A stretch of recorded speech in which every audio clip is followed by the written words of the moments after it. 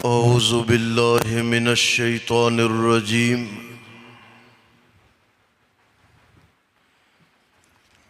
بسم اللہ الرحمن الرحیم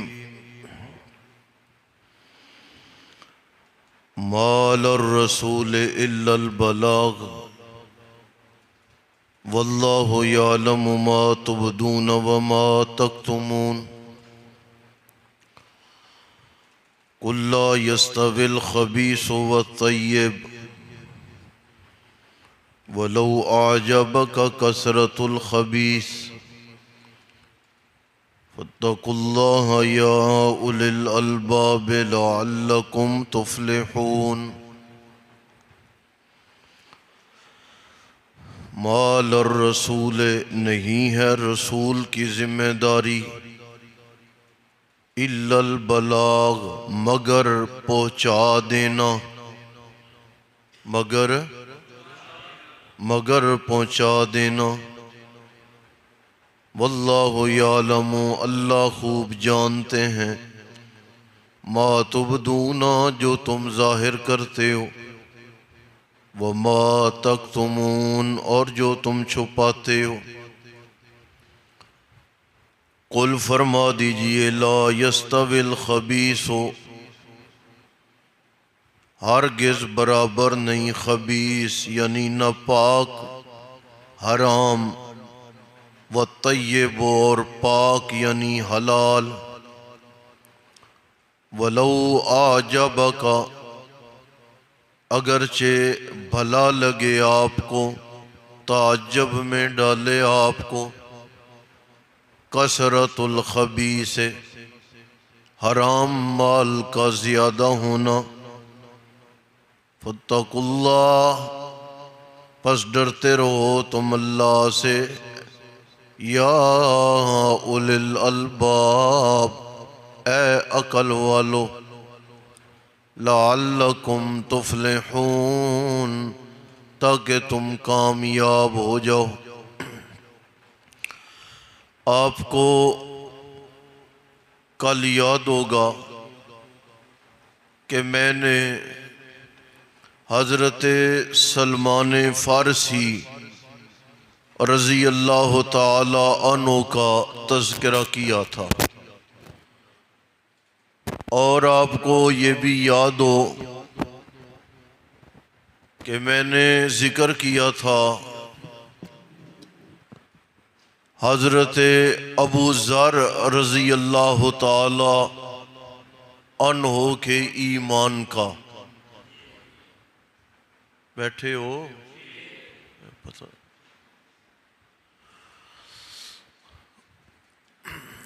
حضرت یہ بیان کرنا ایک تو اس لیے ضروری ہے تاکہ علم ہو کہ دین کے لیے قربانی دینے والوں نے کتنی قربانی دی ہے اور یہ بھی پتہ چلے کہ قرآن دین اور کلمے کا نشہ کیا چیز ہے اور یہ بھی پتہ چلے کہ صحابہ کا تذکرہ کرنے والے ہم لوگ آج عملی میدان میں کس جگہ پر کھڑے ہیں اور یہ بھی پتہ چلے کہ یہ بڑے نصیب کی بات ہے اللہ ایک کار خیر ہمارے نصیب میں کرے نا تو وہ کار خیر ساری زندگی ہمارے نصیب کا حصہ بن جائے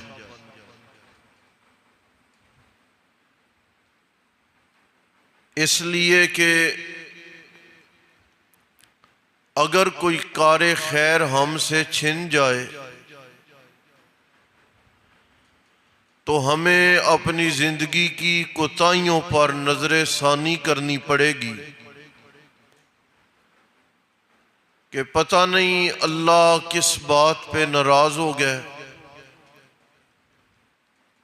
اور یہ خیر کا کام مجھ سے چھین لیا گیا۔ آپ یہ دعا کیا کریں کہ ہم خوشیوں غمیوں کے باوجود، صحت و تکلیف کے باوجود، خوشگوار موسم اور شدید گرمی کے باوجود، خوشحالی و تنگ دستی کے باوجود، ہم یہ جو روزانہ حلقہ لگا کے بیٹھ جاتے ہیں، اللہ اسی نعمت میں ہمیں زندہ بھی رکھے اور اللہ اسی جھرمٹ میں ہمیں موت بھی دے۔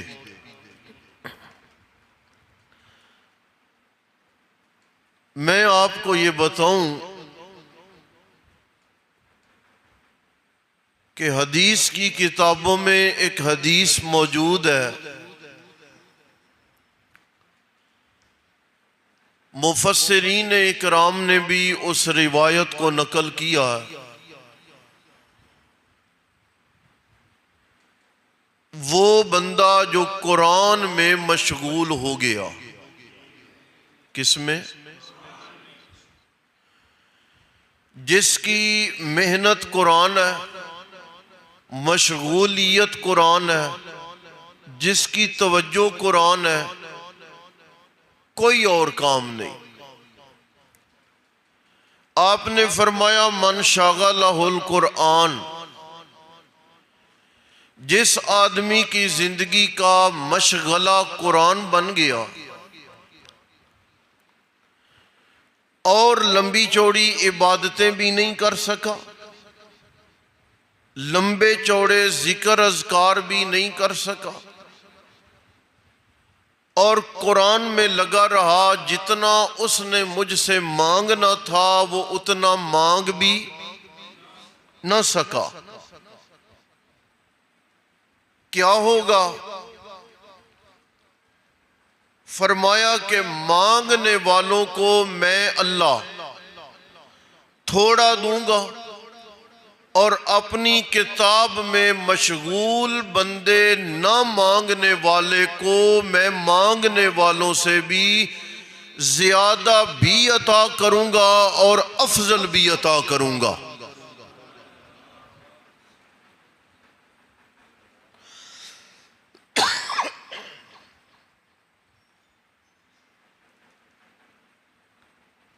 اس سعادت سے محروم نہ ہوں۔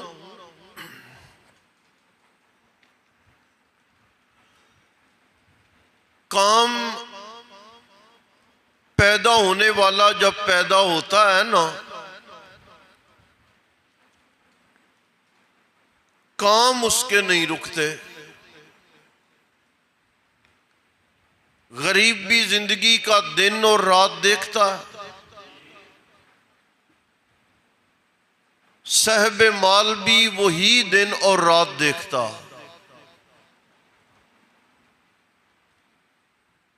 رہتا غریب بھی دنیا میں ہمیشہ نہیں، اور صاحب مال بھی دنیا میں ہمیشہ نہیں رہتا۔ اس لیے اس خیر کے معاملے میں سستی نہ برتیں۔ نبی پاک علیہ السلام نے مکی دور ہے، اعلان نبوت ہو گیا، کچھ لوگوں نے کلمہ پڑھ لیا، مکہ کے ارد گرد آپ کی شہرت ہو رہی ہے۔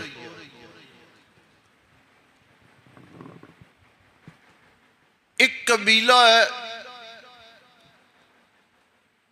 تجارتی راستہ وہاں سے گزرتا ہے، قبیلے والے لوگ تجارتی لوگوں کو روکتے اور لوٹتے ہیں۔ وہاں ایک گھر میں دو بھائی ہیں،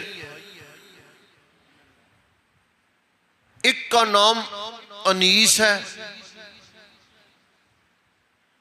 دوسرے ابو ذر کے نام سے معروف ہیں۔ ابو ذر نے کہا انیس مکہ جاؤ،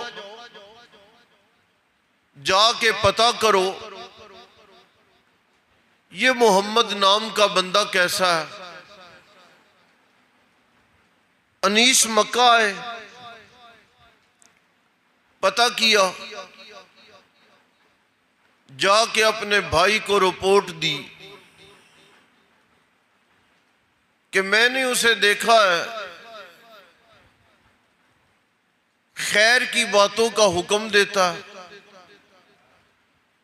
شر سے منع کرتا ہے،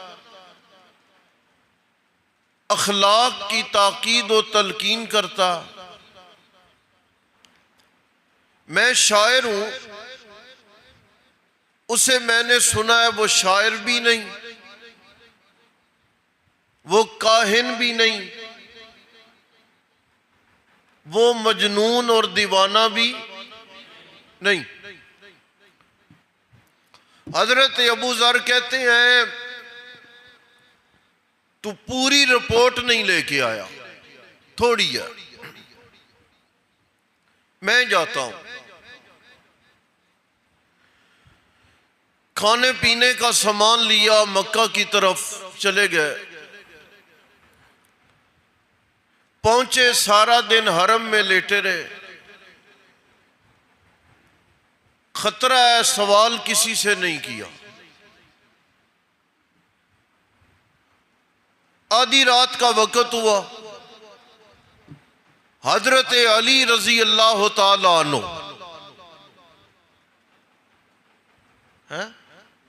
صرف میں نے رضی اللہ کہنا ہے؟ آپ کو یہاں ایک قیمتی بات بتاؤں، حضرت علی کے ساتھ دو لفظ بولے جاتے ہیں، ایک رضی اللہ تعالی عنہ، ایک کرم اللہ وجہہ۔ کرم اللہ وجہہ کیوں بولا جاتا؟ حضرت علی کے مخالفین ایک دور میں کہنے لگے قبح اللہ وجہہ، الیاذ باللہ، اللہ اس کے چہرے کو برا کرے۔ اہل و سنت نے جواب میں کہا کرم اللہ وجہہ، اللہ اس کے چہرے کو اور زیادہ عزتوں سے نوازے۔ آپ رضی اللہ تعالی عنہ بھی، کرم اللہ وجہہ بھی ہیں۔ انہوں نے مسافر سمجھا، ساتھ لیا، اپنے گھر چلے گئے۔ کوئی حال احوال نہیں ہوا، کوئی آنے کا مقصد نہیں پوچھا گیا، کھانا کھایا، آرام کیا، صبح ہوئی۔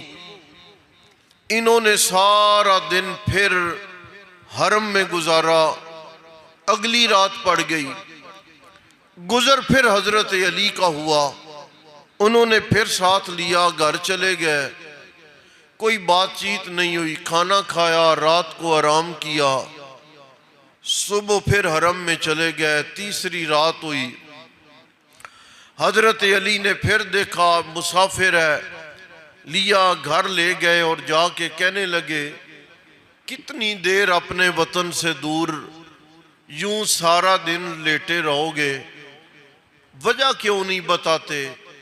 کون ہو؟ کہاں سے آئے ہو؟ کیا کرنے آئے ہو؟ مقصد کیا ہے؟ کہنے لگے فلاں قبیلے کا بندہ ہوں، مکہ میں آیا ہوں، محمد نام کے ایک بندے کا تعارف حاصل کرنا ہے تاکہ پتہ چلے وہ کون ہے۔ حضرت علی نے فرمایا پھر صحیح جگہ پہ پہنچے ہو۔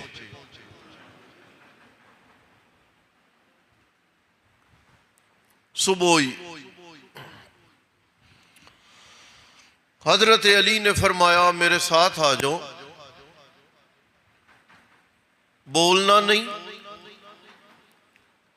اگر میں نے راستے میں زور سے پاؤں مارا تو پیچھے رک جانا، یہ خطرے کی علامت ہوگی،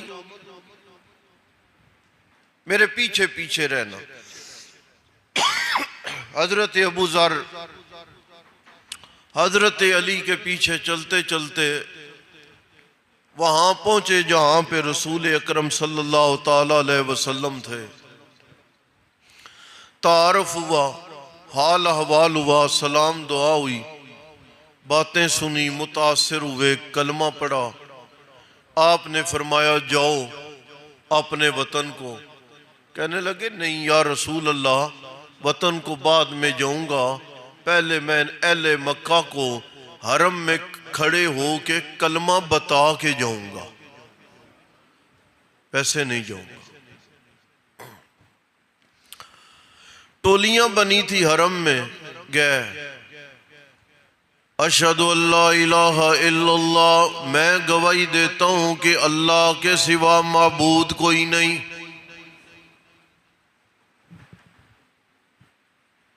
اور میں یہ بھی گواہی دیتا ہوں کہ محمد عبدہ و رسولہ، محمد اللہ کے بندے اور اللہ کے رسول ہیں۔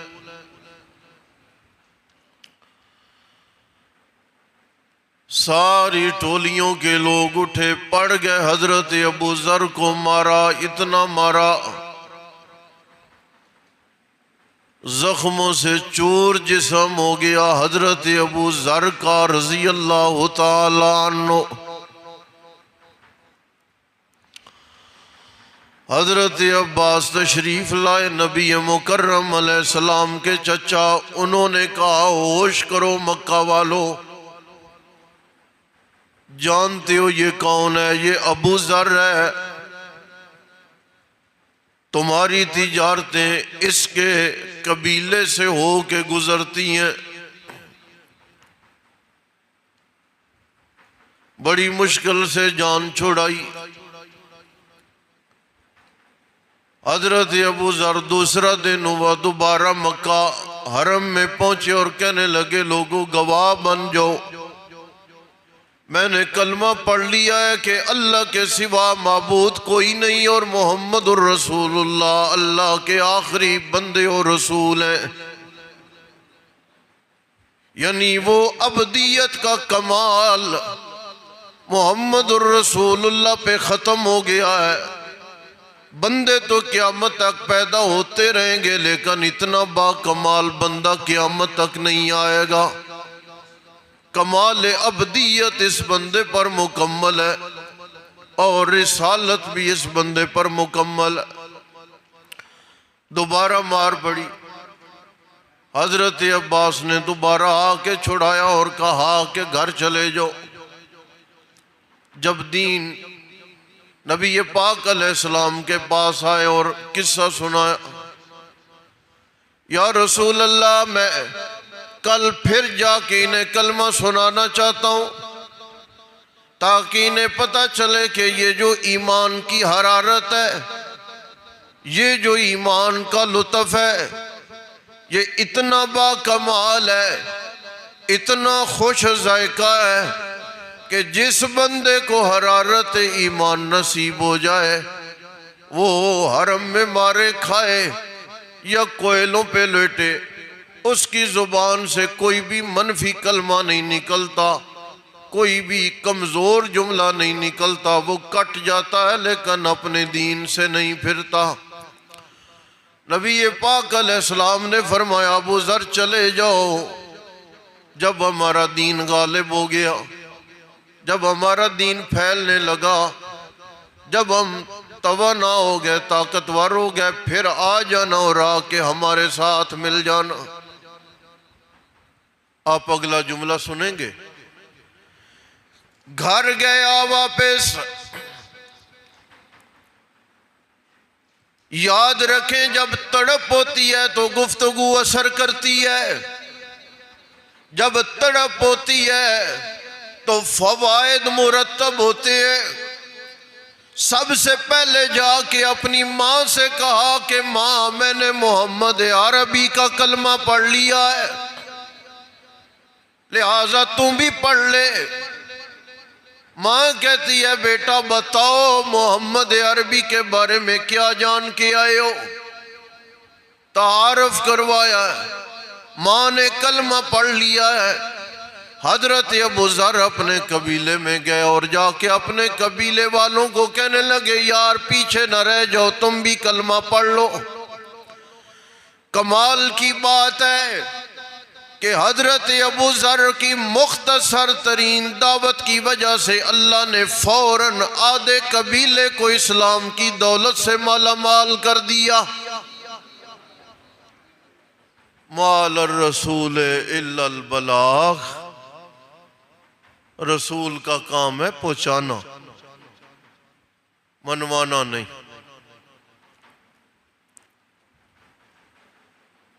پہنچانے میں کسر نہیں چھوڑی رسول نے۔ ایک بات میرے ذہن میں آ رہی ہے، آخری سن لیں۔ قرآن نے ابو جہل کی گفتگو نقل کی ہے، اللہم ان کان ھذا ھو الحق۔ دیکھیں نہ ماننے والا جو ہے وہ کیسا،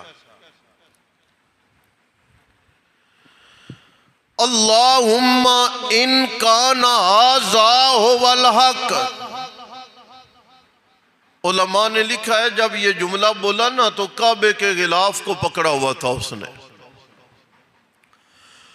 ابو جہل کہتا ہے اللہم اے میرے اللہ، ان کان ھذا اگر یہ بندہ محمد ھو الحق واقعتاً سچا ہے، میں نے تیرے گھر کا کعبے کا غلاف پکڑا ہوا ہے میرے مولا، ان کان ھذا ھو الحق، اگر یہ تیری جانب سے آیا ہے سچا بندہ ہے مولا میں پھر بھی نہیں مانوں گا، فَأَمْطِرْ عَلَيْنَا حِجَارَةً مِّنَ السَّمَاءِ، تیرا دل کرتا ہے آسمانوں سے پتھر اتار دے، میں پھر بھی نہیں مانوں گا۔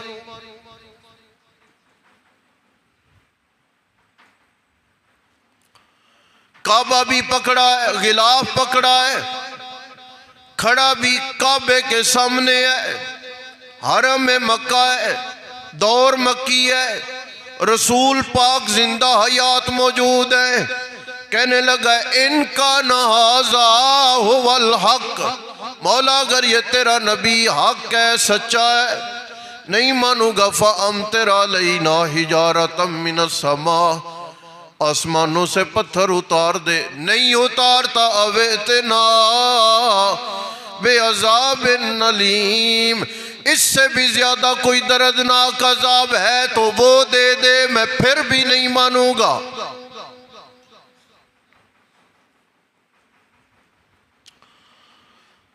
آگے لفظ عجیب ہیں،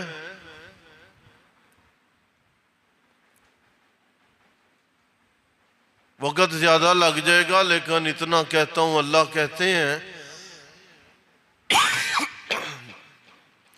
کعبے میں کھڑے ہو کے غلاف پکڑ کے کہتا ہے نہیں مانتا،